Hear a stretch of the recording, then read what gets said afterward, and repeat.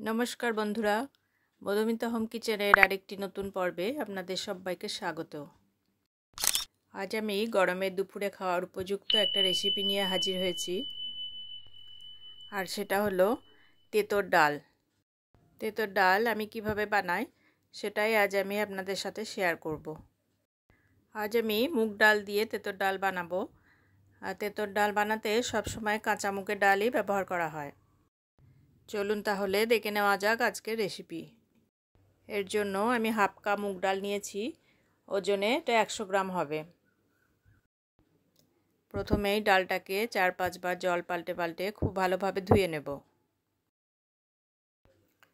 এবার একটা বড় পাত্রে ডালটা ঢেলে দিলাম, প্রয়োজন মতো জল দিয়ে দিলাম।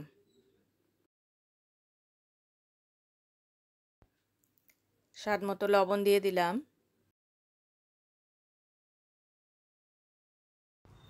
ফ্লেমটা হাইতে রেখেছি। এবার ডালটা ফুটতে শুরু করলে দেখবেন এরকম ফেনা তৈরি হবে। ফেনাগুলো তুলে ফেলে দেবেন। কাঁচা মুগের ডাল সিদ্ধ হতে খুব বেশি সময় লাগে না। এবার ফ্লেমটাকে লোতে রেখে ঢাকা দিয়ে দিলাম ডালটা সিদ্ধ হওয়ার জন্য। ডাল সিদ্ধ হতে হতে আমি করলাটা রেডি করে নেব। এখানে আমি 2টো করলা নিয়েছি, গোল গোল করে কেটে নেব। করলাগুলো একটু মোটা করে কাটবেন।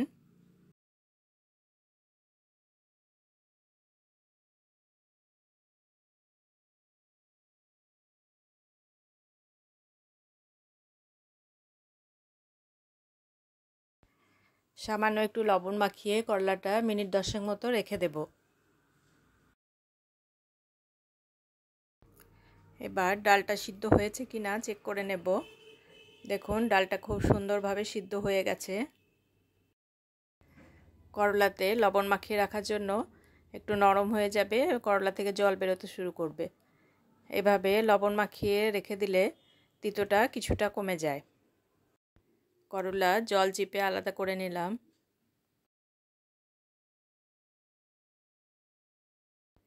এবার কড়াইতে 2 টেবিল চামচ তেল দিয়ে দিলাম।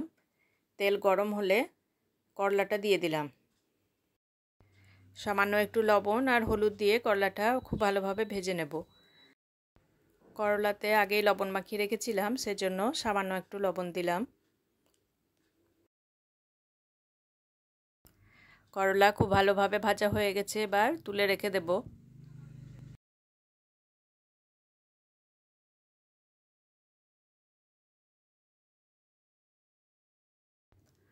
আরও 1 চামচ তেল কড়াইতে দিয়ে দিলাম। এবার একটা তেজপাতা, একটা শুকনো লঙ্কা, হাফ চামচ সর্ষে, হাফ চামচ জিরে দিয়ে দিলাম। কয়েক সেকেন্ড নাড়াচাড়া করে এবার সিদ্ধ করে রাখা ডালটা ঢেলে দিলাম।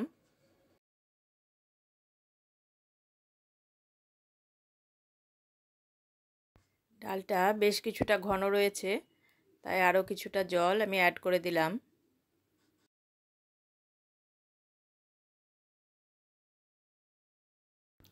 ওয়ান ফোর্থ চা চামচ মতো হলুদ দিয়ে দিলাম।